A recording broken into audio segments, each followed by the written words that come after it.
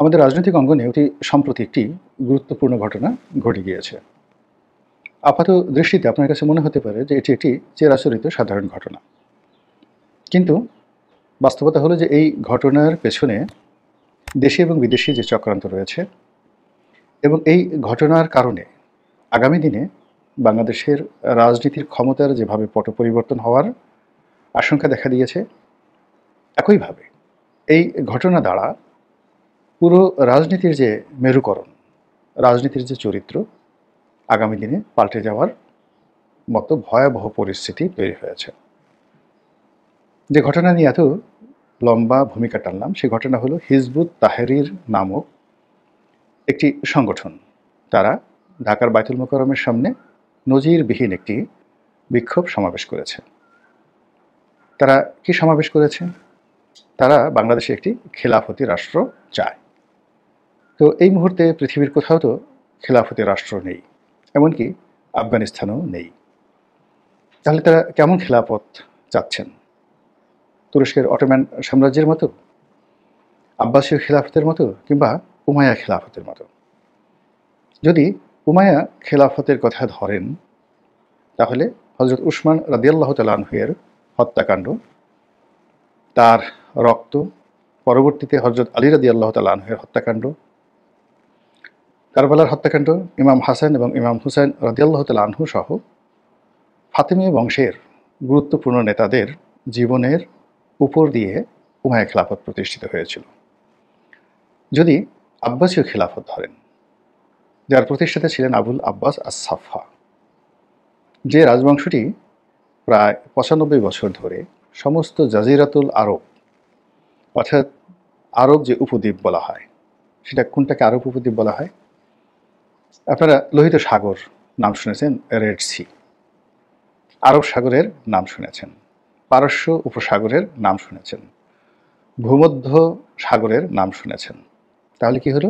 ভূমধ্য সাগর, পারস্য উপসাগর, তারপর লোহিত সাগর, এই লোহিত সাগরের তীরে হলো জেদ্দা, আর হলো আরব সাগর, অ্যারাবিয়ান সি বা অ্যারাবিয়ান গালফ। তো এই সাগরগুলোর তীরে যে বিস্তীর্ণ ভূমি, এটিকে জাজিরাতুল আরব বলা হয়। যদিও ভূমধ্য সাগরের তীরে উত্তর আফ্রিকার একটা বিরাট অংশ রয়েছে, লিবিয়া রয়েছে, মিশর রয়েছে, এবং ভূমধ্য সাগরের ঠিক অপোজিটে রয়েছে ইউরোপ। যেটা বলছিলাম যে এই আর জাজিরাতুল আরব ছাড়াও ভারতবর্ষের আজকের যে পাকিস্তান, অর্থাৎ তার একটা বিরাট অংশ মোহাম্মদ বিন কাসিম দখল করেছিলেন। তুরস্ক দখল করে হয়েছিল আমি মাবিয়ার জামানাতে, হজরত আমির মাবিয়ার জামানাতে। গ্রিস দখল করা হয়েছিল, সাইপ্রাস দখল করা হয়েছিল। এই বিশাল অংশ, এর বাইরে উত্তর আফ্রিকার যে সকল দেশ, ছোট বড় অনেকগুলো দেশ উমাইয়ারা দখল করেছিলেন। এবং শুধু তাই নয়, স্পেনও দখল করেছিলেন। তারিক বিন জিয়াদ এবং মুসা বিন নুসাইর, এই দুজনের সম্মিলিত শক্তি উত্তর আফ্রিকার বিশাল অংশ তার সঙ্গে সঙ্গে স্পেন দখল করেছিলেন। তো এই সাম্রাজ্য পরিচালনা করার জন্য উমাইয়া বংশের হাজার হাজার মানুষ রাজকর্মে নিয়োজিত ছিল, যারা ১০০ বছর ধরে রাজা হিসেবে প্রতিষ্ঠিত হয়েছিল এবং যাদের সঙ্গে মুহাম্মদুর রাসূলুল্লাহ সাল্লাল্লাহু আলাইহি ওয়াসাল্লামের সরাসরি রক্তের সম্পর্ক ছিল, বৈবাহিক সূত্রে এবং পৈতৃক সূত্রে। আব্বাসীয় খেলাফতের প্রতিষ্ঠাতা আবুল আব্বাস আস-সাফা, তিনি ক্ষমতা গ্রহণ করার জন্য যে যুদ্ধ করেছিলেন, সেই যুদ্ধে একজন মাত্র যুবরাজ উমাইয়া বংশের, তিনি প্রাণ নিয়ে ভূমধ্যসাগর পাড়ি দিয়ে স্পেনে আসতে পেরেছিলেন। এছাড়া উমাইয়া বংশকে পরিপূর্ণভাবে একেবারে দুনিয়া থেকে বিদায় করে ফিনারে জাহান্নামা খালিদুন, সেখানে পাঠিয়ে দেওয়া হয়েছিল। এখন এই উমাইয়া বংশের সবাই কি কাফের ছিলেন, মুনাফিক ছিলেন, বিধর্মী ছিলেন, নাকি তাদের মধ্যে ওলি আল্লাহ সাহাবা একরাম ছিলেন? এটা ভিন্নতর প্রশ্ন। উমাইয়া বংশের কত মানুষকে খুন করা হয়েছিল? ১ লাখ, ২ লাখ, নাকি ১০ লাখ? এটাও ঐতিহাসিক বৃন্দ এখন পর্যন্ত নির্ধারণ করতে পারেনি। এর ফলে একটা সাম্রাজ্য বা খেলাফত প্রতিষ্ঠিত হয়েছিল। আরেকটি খেলাফত প্রতিষ্ঠিত হয়েছিল ফাতেমীয় খেলাফত মিশরে। সেটাও ছিল ভীষণ রকম রক্তাক্ত, ভীষণ রকম রক্তাক্ত। এখন বাংলাদেশে যে খেলাফত প্রতিষ্ঠা করতে চাচ্ছেন হিজবুত তাহরির, তারা কোন মডেলটি অনুসরণ করবেন? উমাইয়াদের মডেল, খুলাফায়ে রাশিদিনের মডেল? খুলাফায়ে রাশিদিনের মডেল যদি হন তাহলে সাহাবী কোথায়, উমর কোথায়, আবু বকর কোথায়, ওসমান কোথায়, আলী কোথায়? তারা ছাড়া তো আসলে এই খুলাফায়ে রাশেদা হবে না। আপনার আমার মতো লেদু গেদু ধলা, আমলে ঠিক নেই, ইয়াকিনে ঠিক নেই, বিশ্বাসের ঠিক নেই, আকিদা ঠিক নেই, আমরা খুলাফায়ে রাশিদিন প্রতিষ্ঠা করব। এনিওয়ে, তো তারা খেলাফত প্রতিষ্ঠা করার জন্য কেবল বাংলাদেশ নয়, সারা দুনিয়াতে তারা প্রস্তুতি নিচ্ছে সশস্ত্র বিপ্লবের, এবং তাদের সামনে বেশ কয়েকটি আইডিওলজি কাজ করছে। ইমাম মাহদী আসবেন, হযরত ঈসা আলাইহিস সালাম আসবেন, এটাকে টার্গেট করে তারা এই তাদের আন্দোলন দীর্ঘমেয়াদে চালিয়ে যাচ্ছেন। বাংলাদেশে হিজবুত তাহরীর যে তৎপরতা বহুদিন থেকে ছিল, আরও অনেক দিন থেকে ছিল, এবং শেখ হাসিনার জামানাতে এটির উপর যতটা সম্ভব চাপ প্রয়োগ করে মাটির সঙ্গে মিশিয়ে দেওয়ার চেষ্টা করা হয়েছে, কিন্তু কার্যত কিছু হয়নি। অবাকের ব্যাপার হলো যে এদের এজেন্ট রয়েছে বা কর্মী রয়েছে সর্বোচ্চ পর্যায়ে, সেটা সচিব পর্যায়ে হতে পারে, জেনারেল পর্যায়ে হতে পারে, বিচারপতির পর্যায়ে হতে পারে, এবং তারা শিক্ষিত, সম্ভ্রান্ত এবং অর্থনৈতিকভাবে সচ্ছল লোকদেরকে সবসময় রিক্রুট করে, যারা সমাজে খুবই গুরুত্বপূর্ণ ভূমিকা পালন করে। এবং এর বাইরে তাদের কিছু কর্মী রয়েছে, অবশ্যই সেই কর্মী অনেকটা আহমদিয়া সম্প্রদায়ের কর্মীদের মতো, অর্থাৎ সচ্ছল, শিক্ষিত, সম্ভ্রান্ত। ফলে তাদের এক একজন কর্মী সমর্থক জাস্ট লাইক এ অ্যাটম বোমা। শিবির, ছাত্রলীগ বা ছাত্রদলের মতো বা আওয়ামী লীগ, বিএনপি, জামাতের মতো তারা রিক্রুটমেন্ট করে না। 2 নম্বর হলো যে তাদের বৈশ্বিক ইমাম রয়েছে, এবং বাংলাদেশেও একজন ইমাম রয়েছে। এই যে বাংলাদেশের ইমাম কে বা বৈশ্বিক ইমাম কে, এটি আপনি যদি হিজবুত তাহরীর লোকদেরকে গুলি করে মেরে ফেলেন, ক্রস ফায়ার দেন, তারা ভুলেও নাম বলবেন না। 1।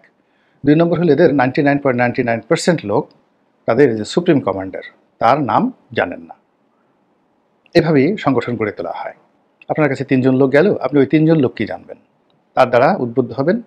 এরপর ওই যেটাকে বলা হয় মাল্টিপারপাস যে ব্যবসা বাণিজ্য, এভাবে তারা একের পর এক কমিটি গঠিত করতে থাকে, সংগঠন বাড়াতে থাকে, কিন্তু এটা যে সম্মেলন বা অন্যান্য রাজনৈতিক দলের মতো কর্মকাণ্ড তারা করে না। বাংলাদেশে জুলাই আগস্ট বিপ্লবের যে পট পরিবর্তন হলো, বলা হয়ে থাকে যে এই পট পরিবর্তনের সবচেয়ে বেশি লাভবান হয়েছে হিজবুত তাহরীর। সকল বড় বড় পদগুলোতে জামাত বা বিএনপি যাদেরকে রিকমেন্ড করে ঢুকিয়েছে, তাদের বেশিরভাগই হিজবুত তাহরীর লোক। 1। 2 নম্বর হলো যে এই সময়টিতে হিজবুত তাহরীর প্রকাশ্যে তাদের কর্মকাণ্ড তারা চালাচ্ছেন, যেটি অতীতে কখনোই সম্ভব নয়। এবং ইউরোপ এবং আমেরিকাতে হিজবুত তাহরীর যে সংগঠনটি, এটি নিষিদ্ধ এবং জঙ্গি সংগঠন, যদিও বাংলাদেশে এটি নিষিদ্ধ এবং জঙ্গি সংগঠন হিসেবে অনেক আগেই তালিকাভুক্ত রয়েছে। তো এখন যে সমস্যাটা দেখা দিয়েছে, এই সময়টিতে যখন ভারত কোনো অবস্থাতে আমাদের সঙ্গে রাজনৈতিক বন্ধুত্ব করছেন না, আমেরিকা দোটানায়, ডক্টর মোহাম্মদ ইউনূস কতদিন ক্ষমতায় থাকবেন কি থাকবেন না, তার কথাবার্তা এবং তার বাক্য এবং তার হাসি, চোখের চাহনি, কোনো কিছু দেখে স্বয়ং ফেরেশতারাও এটা বুঝতে পারছেন না। তিনি কি চান তিনি জানেন, আর তার মালিক আল্লাহ রাব্বুল আলামিন জানেন। এবং আমাদের দেশের একটা সমস্যা হলো যে কোনোভাবে আপনি যদি ক্ষমতায় বসে যেতে পারেন, একটা নির্দিষ্ট সময় পর্যন্ত আপনি মানুষকে বিভ্রান্ত করতে পারেন, ভয় দেখাতে পারেন। তো কাজেই ডক্টর মোহাম্মদ ইউনূস যদি ক্ষমতা না ছাড়েন, তবে তার বিরুদ্ধে আবার আন্দোলন করা লাগবে, এবং সেটা কত বছর সেটাও আমরা কেউ জানি না। তৃতীয়ত, যারা বিরোধী রাজনৈতিক দল রয়েছে তারা স্পষ্টতই 2 থেকে 3টি গ্রুপে বিভক্ত হয়ে পড়েছে। আওয়ামী লীগ কার সাথে আসবে? বিএনপির সাথে না জামাতের সাথে? এটি একটা বিরাট রাজনৈতিক ফয়সালা। 2 নম্বর হলো যে বিএনপি ভার্সেস অন্যান্য সকল রাজনৈতিক দল একত্র হয়ে গিয়েছে, কিন্তু তারপরও ভারসাম্য আনা যাচ্ছে না।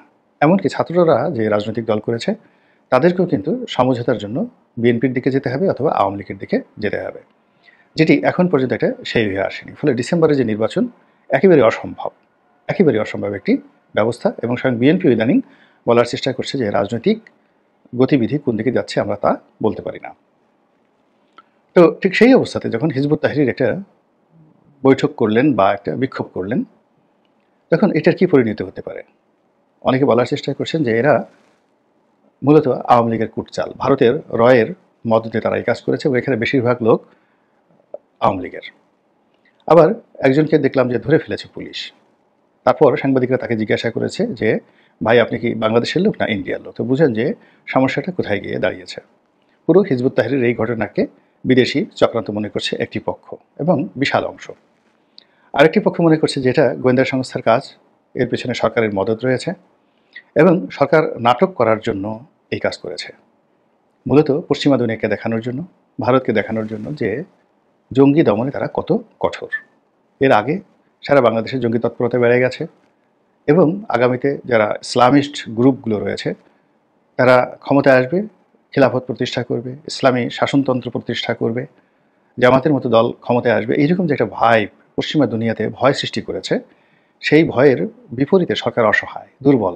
এখানে তারা মব করছে, ইসলামিস্টরা মব করছে, মাজার ভাঙছে, মন্দির ভাঙছে, অন্যের জায়গা সম্পত্তি দখল করছে, এমনকি চাঁদাবাজির মতো, ডাকাতির মতো, ধর্ষণের মতো ঘটনায় এদের নাম চলে আসছে। তো এই বিষয়গুলো যে সরকার আর বরদাস্ত করবে না, বা সরকারের যে কোমরে শক্তি হয়েছে এবং তারা যে কঠোর অবস্থানে রয়েছে, এটা জানান দেওয়ার জন্য তাদেরকে এই হিজবুত তাহরির মতো একটি নিষিদ্ধ সংগঠনের উপর মাতব্বরি দেখানো দরকার পড়েছিল। এখন এই হিজবুত তাহরি যদি সরকারের প্ররোচনায় রাস্তায় নেমে থাকে, তাহলে এরা একজনও হিজবুত তাহরির নন।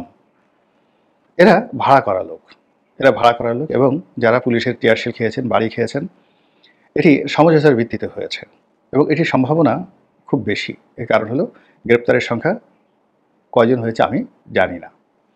অধিকন্তু একজন রিক্সা চালক নাটক সৃষ্টি করার জন্য, সেই রিক্সা চালক খুব নাটকীয় কায়দায় এরকম একজন হিজবুত তাহরির বিক্ষুব্ধ কর্মীকে পিটিয়েছে এবং তাকে আবার পুলিশ ধরে নিয়েছে। এবং এই ধরনের ঘটনা সাধারণত থানায় আটক হয় যারা এই ধরনের রায়ট করেন, অর্থাৎ পুলিশ যে ভাই, অর্থাৎ রিক্সাওয়ালা যে ভাই এখানে মারপিট করেছেন, তাকে সাধারণত থানা পুলিশ ধরবেন, কিন্তু তাকে ধরা হয়েছে ডিবি পুলিশ।